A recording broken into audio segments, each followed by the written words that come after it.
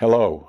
On behalf of the Rocky Mountain Philatelic Library, I would like to welcome you to the security elements of postage stamps. My name is Eric Carlson, and in this segment we will discuss the many techniques used to prevent fraudulent misuse and theft of postage stamps. Prepaid postage stamps were first introduced in the United Kingdom on May 1, 1840. Other countries soon followed England's lead with their own version of prepaid postage. From the outset, postal authorities had to devise ways to keep the men from defrauding the system of the revenue the stamps generated, resulting in the classic game of cat and mouse between the authorities and the con men.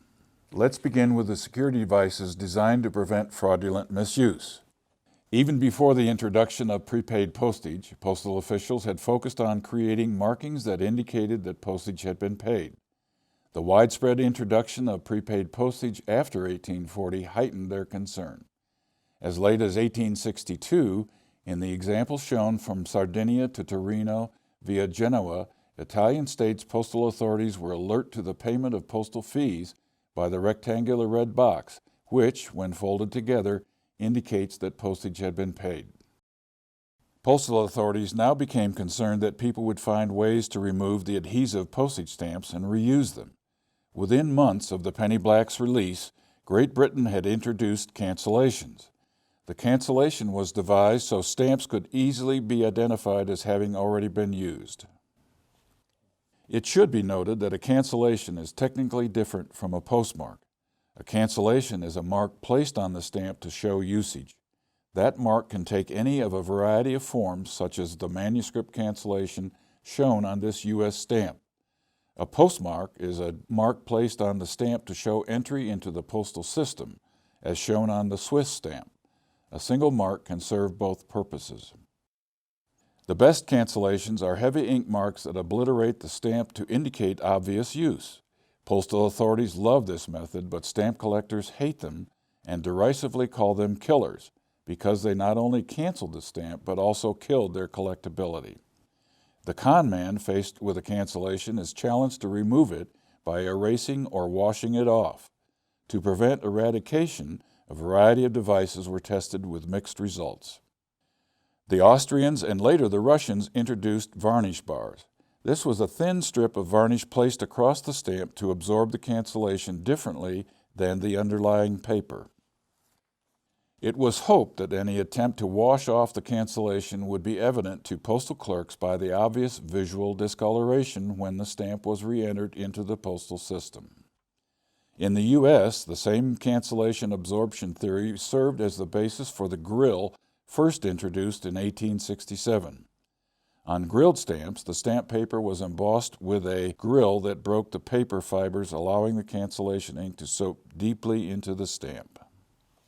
Other countries decided to try different inks known as aniline inks, which are bright, water-soluble inks derived from coal tar. The aniline ink would run or bleed if washed or erased. While they were easily damaged by rubbing, they were not particularly suitable for the rough and tumble world the letter might live in.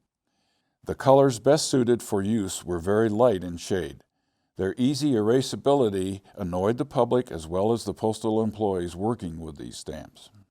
At the same time, inks were being tested to thwart fraud. Some countries decided to test paper that might assist in indicating alterations. Stamps were printed using chalky paper. Chalky paper is a type of safety paper that was designed to cause the stamp's design to rub off or smear when an attempt was made to remove the cancellation on the stamp. Duplex or two-ply paper has two different papers bonded together to form a single finished sheet of paper. The first ply of paper was unsized, therefore very absorbent and would take the cancellation easily. The second ply was sized and much stronger. If a person were to attempt to remove the cancellation, the first tissue-like layer of paper that the stamp's design was printed on would rub off, exposing the underlying paper layer and thereby destroying the stamp. Many of the companies that printed government securities, such as bonds, titles, and licenses, also printed stamps. These companies introduced Berlage and Winchester paper, which have intricate background designs that are disrupted when rubbed. Even though these security measures slowed down the con men, Most of them proved short-lived because public and postal employees didn't like them. Just as importantly, they made the stamp production too expensive. This left the cancellation as the main deterrent to preventing fraud. The Khan then changed the cancellation war by introducing chemicals such as alcohol, hydrochloric acid, and acetone to erase the cancellations. Enter modern technology as the counterfoil. In 2009, certain Machen stamps of Great Britain began to include security slits. These are two oblong strips die-cut on either side of the Queen's head. If the con man attempts to peel away the stamp, he is left with a stamp with two holes in it. Once again, however, con men resorted to better chemicals, using naphtha to soak the Machens and removing them from the envelopes without separating the die-cut slits. Rather than dealing with cancellations which take time or an inclination to remove stamps from envelopes and eradicate the cancellation, others take the quicker, bolder route. They simply steal stamps before they are used. So let's take a look at some of the security elements of a stamp intended to prevent theft. Many countries, such as Spain, experienced stamp theft at the post office. Postal employees would pilfer the inventory of stamps and sell them on the side. Control numbers were printed on the back of stamps to prevent this. Stamps seized by authorities prior to their use or those removed from envelopes could be tracked to their origination point by the simple expedient of printing numbers on the reverse. The accounting number was designed to tell the authorities the post offices to which stamps were sent, as well as to allow the authorities to track the suspect stamp to the location it was assigned for sale to the public. With the sale and consumption of alcoholic beverage made illegal in the United States by the Volstead Act, the Roaring Twenties were marked by organized crime, bootlegging, and petty crime. Post offices, particularly in Kansas and Nebraska, were being robbed at such a rate that the U.S. Postmaster decided to experiment with overprinting stamps with the abbreviations KANS or NEBR to show they were legitimately sold in those states. Unfortunately, Postal Communications failed with this security feature, as the postal employees in neighboring states often refused to accept letters bearing them because they thought these stamps were illegal. The experiment was discontinued after a short trial. Another security element that was popular appears on those strange stamps with all the holes in them.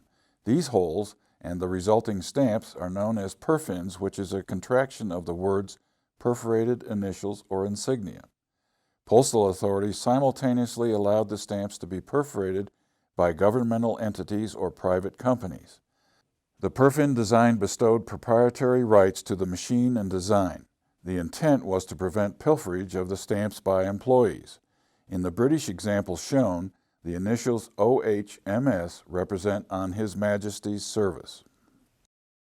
Companies, such as Western Union, found that by slightly altering the perforated insignia, they were able to assist fraud investigators in locating the city the stamp was assigned for use. From the size of the holes and their alignment, an internal auditor could determine which of its branch offices' perfins had been compromised. This is the basic design of the Western Union perfin. It was used in the Denver office. Adding a pin to the die to create a hole over the W pointed the perfin to the Boston office. By creating a hole over the U, you have the Philadelphia office, and another variation used in the Brooklyn, New York office. By floating a hole below the WU perfin, you have the Hoboken, New Jersey office. A floating hole above the WU perfin created the Los Angeles office variety. Such variations among perfins, whether issued in the U.S. or overseas, can prove quite subtle and difficult to pinpoint as to their use and purpose. The effectiveness of the perfin was eventually rendered obsolete by the advent of the postage meter.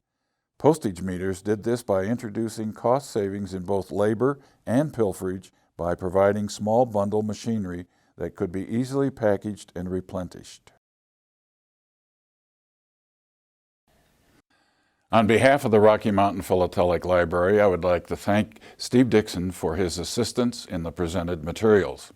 In our next segment, we will enter into the intriguing world of the counterfeiter and discuss the methods the postal authorities have taken to battle this nefarious fraudster. I hope to see you then.